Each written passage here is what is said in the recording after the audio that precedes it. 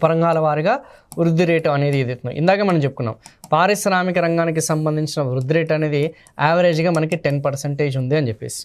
పరిశ్రమల రంగానికి సంబంధించిన వృద్ధి రేట్ ఎంత ఆన్ అండ్ యావరేజ్గా 10% రికార్డ్ అయిందన్న సంగతి. మరి ఉపరంగాల వారిగా వృద్ధి రేట్ అనేది చూసుకుంటే మనకి క్లియర్గా ఇక్కడ మైనింగ్ అండ్ క్వారీస్ అనేది చూసుకుంటే 10.5% గణనీయంగా ఉంది, రేటుని చూసింది. తయారీ రంగం వాటా అనేది 9.6% క్లియర్గా మనకి తెలుస్తుంది. సో ఇవన్నీ కూడా ఆల్మోస్ట్ యావరేజ్గా చూసుకుంటే మనకి 10కి దగ్గరగానే ఉన్నాయి. అండ్ ఇది కాకుండా మనకి విద్యుత్, గ్యాస్, నీటి సరఫరా అనేది ఏదైతుందో ఇది కూడా ఆల్మోస్ట్ 10.3% ఉంది.